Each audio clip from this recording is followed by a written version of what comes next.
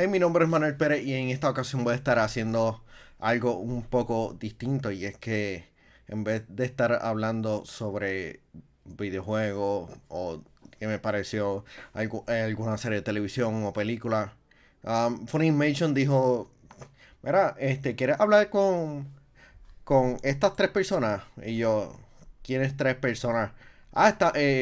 Estoy, tres nombres, a ver si se te hacen familiares. Y yo, ok, cool. Y estoy hablando de Bryce Papenbrook, Tina Nishimura y Josh Grelle, quienes interpretaron a Eren Mikasa y Armin en el doblaje en inglés de la serie Attack on Titan. Um, Fue un placer conversar con ellos. Estaba súper nervioso, más ansioso de la entrevista, pero hablamos sobre el transcurso y hacia dónde ellos ven los personajes dirigiéndose, con alguna sorpresa de parte de uno de los actores. Yo no esperaba que ellos me hubieran revelado X cosas, pero no hay spoilers, pero yo entiendo que es importante de que sepas lo que ha estado pasando en la serie. O por lo menos en el manga. Así que antes de empezar la entrevista, que brinquemos hacia mí, eh, hay que pagar los biles. Y eso es a través de patreon.com/. Yo soy un gamer. Y en el mes de febrero tenemos a los VIP Limited Edition de Pedro González, Rogue State Agent, Max Berrio Cruz, José Rosado, Ionel Álvarez, José Esquilín y Levi BNC.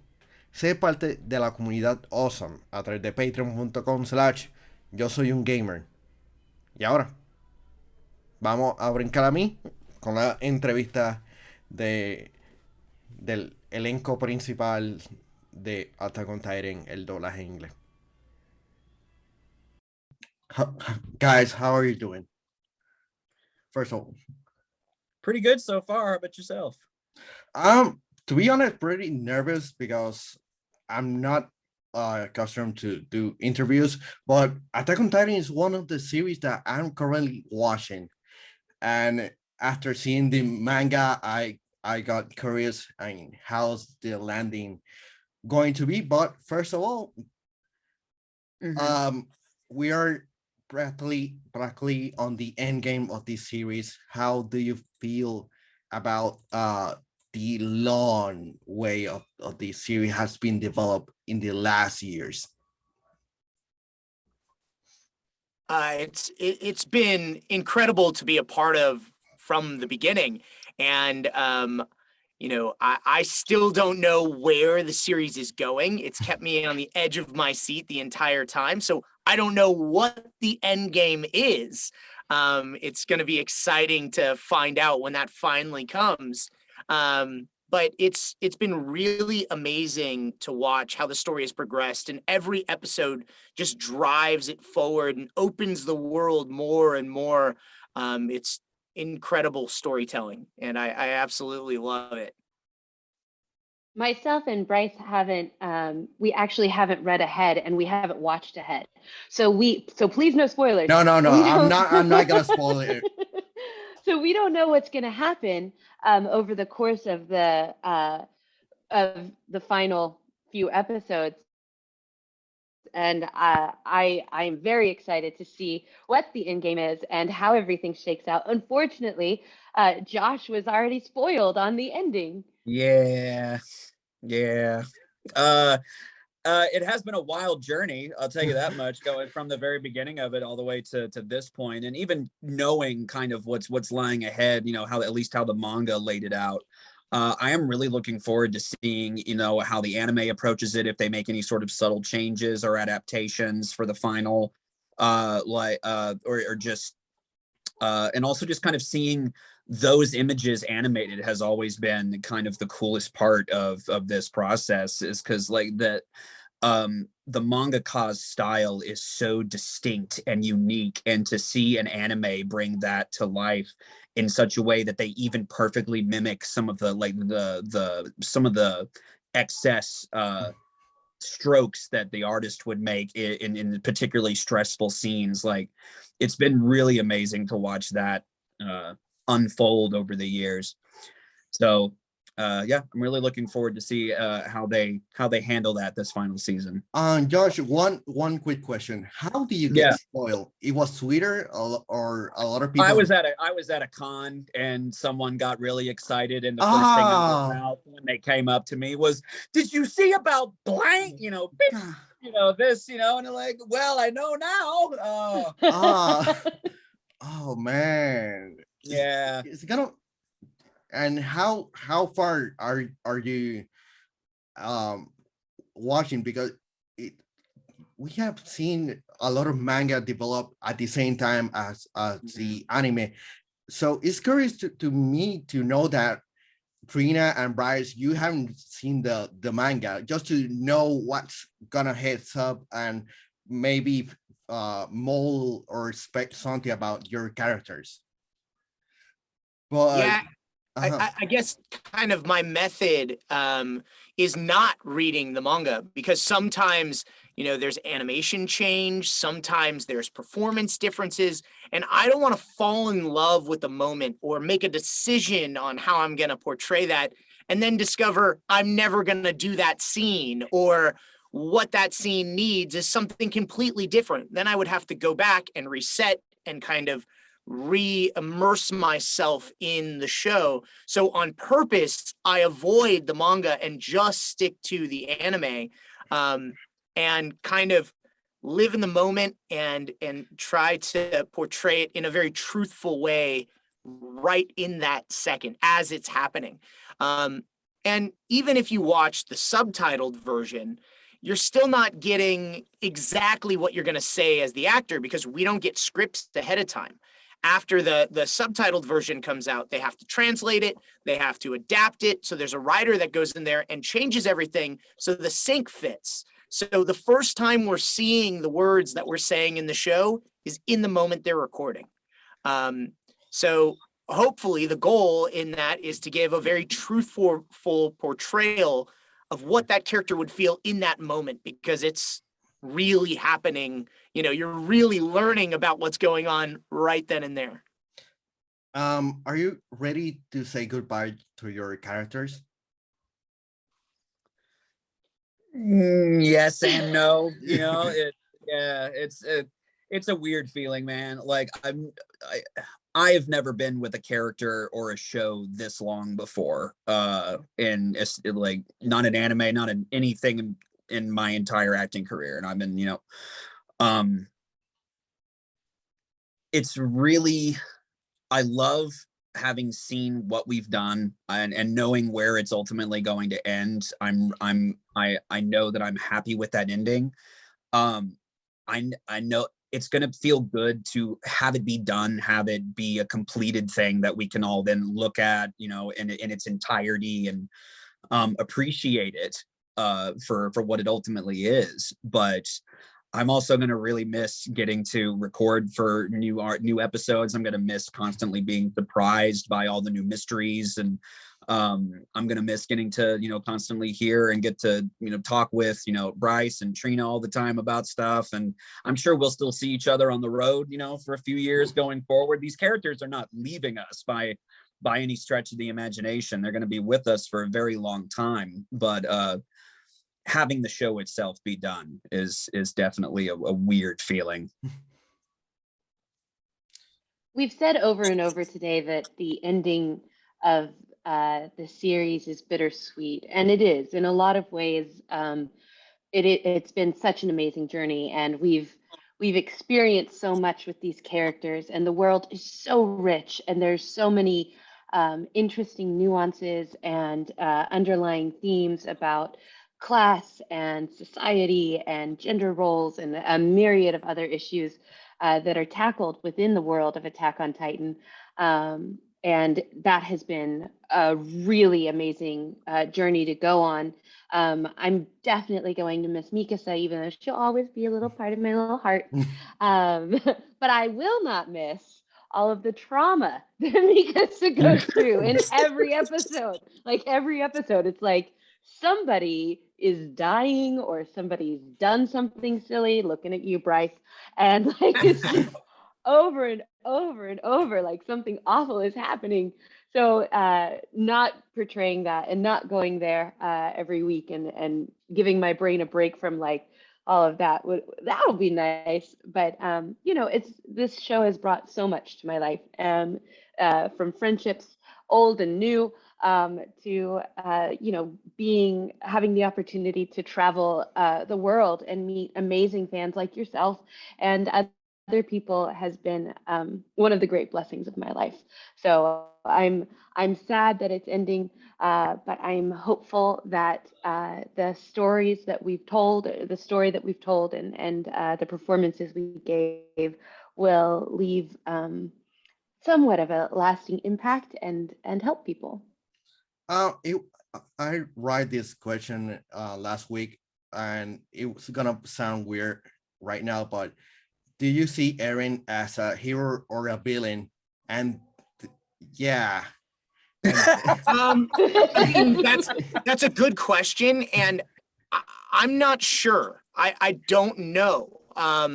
At the beginning of the show, I always saw Eren as the hero of the story that, you know, was out there striving to save his people. And I don't know if that's changed. I think he's still out there trying to save his people. But when you learn about everything else happening and all these other factors start tying in, I don't know if that's a good thing or a bad thing. And I don't know if the means by which he's prepared to take to do that are good or bad. So I'm not sure at this point where Eren would fall. And I think this gray area that they kind of paint is all part of the mystery of this world. Who are the bad people? You know, is it the Titans? Is it these other people? Like at the beginning, you just know nothing, and as things expand and open, your view shifts. The whole world flips upside down, and then it does it again and again and again. And at this point in the story, I'm just being dragged one way and another, time after time, which is just so unique. It's just amazing storytelling. So I'm not sure. And I think knowing that there is an end means hopefully I'll have an answer for you when this wraps up and I take a step back and look at the story as a whole. But it's continued to just blow my mind, especially looking at, like, if you look at the poster for season 1, it's the one you've seen where you see the back of Eren standing there, and up at the wall is the Colossal breaking into the wall. Season 1 of Attack on Titan. Well, in this latest season, it is flipped. Eren is breaking through a wall. And, you know, coming in, now he is coming the other direction. Like, to know that the mangaka had that planned from the beginning and we couldn't see it is just amazing. So is Eren the good guy or the bad guy? Is he good or evil? I don't know. But as an actor being dragged through this story with him, it's really exciting. It is fun to play both sides. Trina, Josh?